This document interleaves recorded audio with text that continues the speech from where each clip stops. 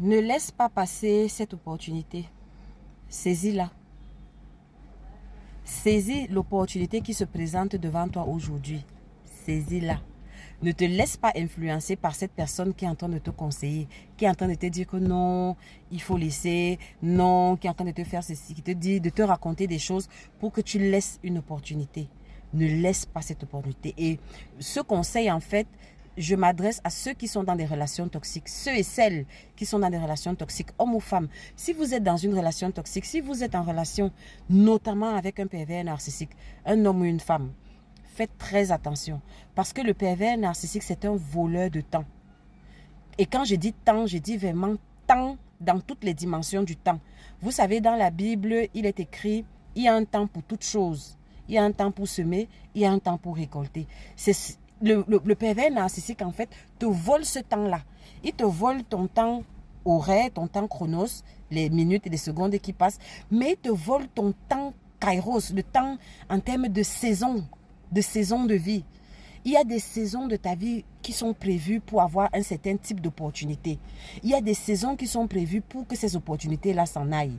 Et si tu ne saisis pas l'opportunité, au moment où c'est le temps pour toi de saisir l'opportunité, demain, l'opportunité ne reviendra pas parce que ce ne sera plus le temps. Tu comprends ce que je veux dire? Si tu es en relation avec un pervers narcissique, si tu es une femme, si tu es un homme, ne te laisse pas décourager. Je peux comprendre que tu sois sous emprise. On peut être sous emprise, mais encore avoir ses facultés cérébrales. Utilise ton cerveau. Et n'aie pas peur des représailles de ce pervers narcissique, parce que les pervers narcissiques sont justement en mission dans vos vies pour vous empêcher en fait de saisir toutes les opportunités qui sont prévues pour vous et pour essayer de récupérer en fait l'énergie spirituelle de ces opportunités-là et les manifester eux dans leur vie à eux. Vous comprenez? C'est des voleurs en fait. Donc, saisis l'opportunité. Ne laisse rien. Si c'est une opportunité de formation, même si ce monsieur dit qu'il va te mettre dehors, même si ce monsieur dit qu'il va demander le divorce, va faire ta formation. Si c'est une opportunité de je ne sais quoi, saisis ton opportunité. Si c'est pour voyager, voyage. Parce que je te dis, il y a un temps pour toute chose. Tu n'es pas sûr que demain, cette opportunité-là sera encore là. D'ailleurs, demain, la configuration des choses sera différente. J'essaie un peu de vous expliquer ça aussi en termes de... Le temps kairos que je parle, que le pervers narcissique vous vole, c'est un peu l'équivalent. Je vous prends l'exemple des périodes d'évolution de la civilisation humaine. Vous voyez, on sort d'une période où, par exemple, c'était un temps où la femme n'avait pas des droits, en fait. Je vous prends des exemples, hein. Voilà, je ne suis pas féministe. Donc, il y avait un temps où la femme n'avait aucun droit, elle n'avait pas le droit de voter et tout. Et toutes les femmes qui ont essayé de se lever contre ce système-là n'avaient pas de résultats. Parce que ce n'était pas le temps. Vous comprenez? Par contre, maintenant, c'est le temps.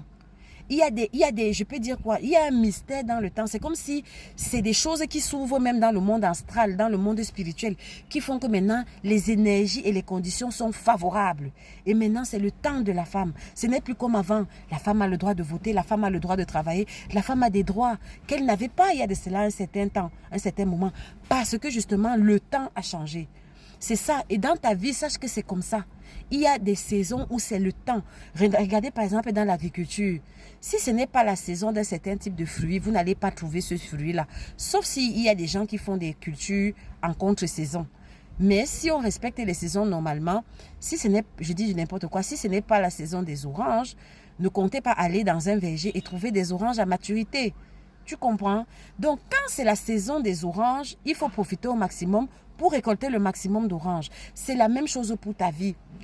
Ne laisse pas cette relation te faire... Je vous parle là forte des centaines, des milliers d'histoires d'hommes et de femmes que j'ai coachés, qui sont venus, qui m'ont raconté leur histoire en coaching et qui m'ont partagé, qui m'ont fait part de leurs regrets.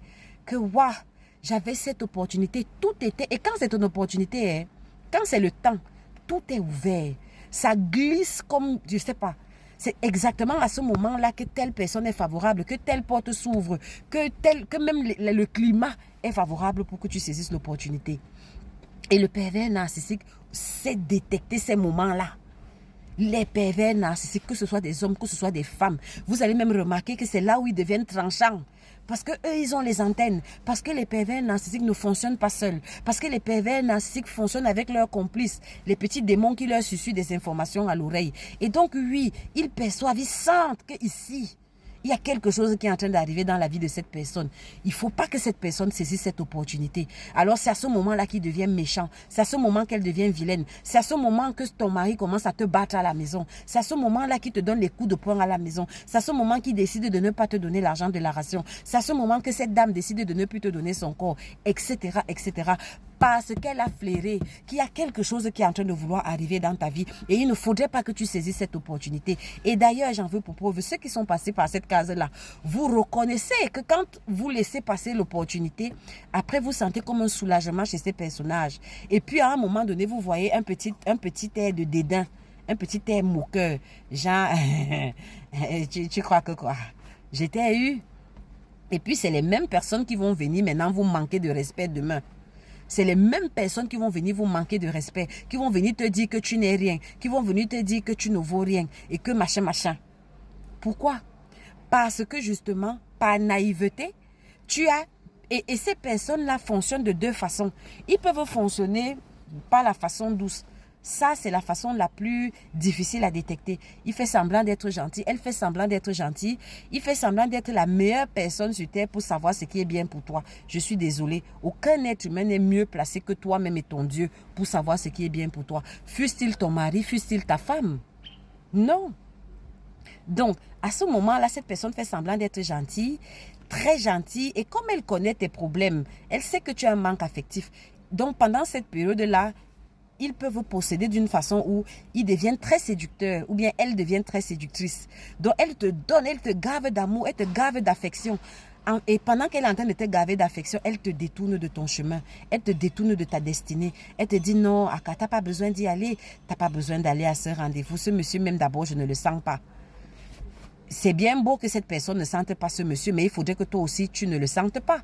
Il faudrait que toi-même tu fasses l'expérience et que ça ne marche pas. Mais pourquoi te mettre toi-même dans une situation de vie où tu ne cherches même pas d'abord à ouvrir une porte et quitte à ce que toi-même tu te rendes compte que derrière cette porte-là, il n'y a rien, il n'y a que du vent.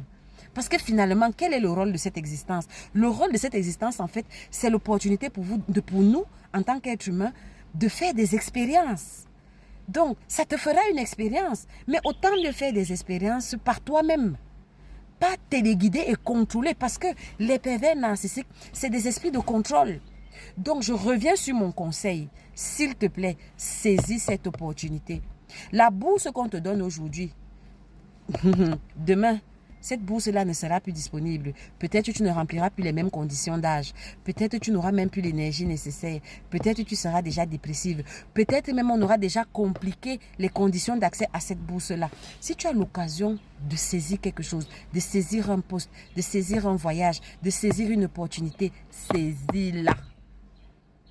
Quitte à ce que la vie te démontre que non, ce n'était pas la bonne chose pour toi. Mais dans un premier temps, si tu as une opportunité, saisis-la. Et je serais tentée, et je vais vous dire ce que ma mère m'avait dit. Ma mère m'avait dit que il y a un temps pour toute chose dans la vie, ma fille. Et sache que les années jeunes de la vie sont les années où on a le plus d'opportunités.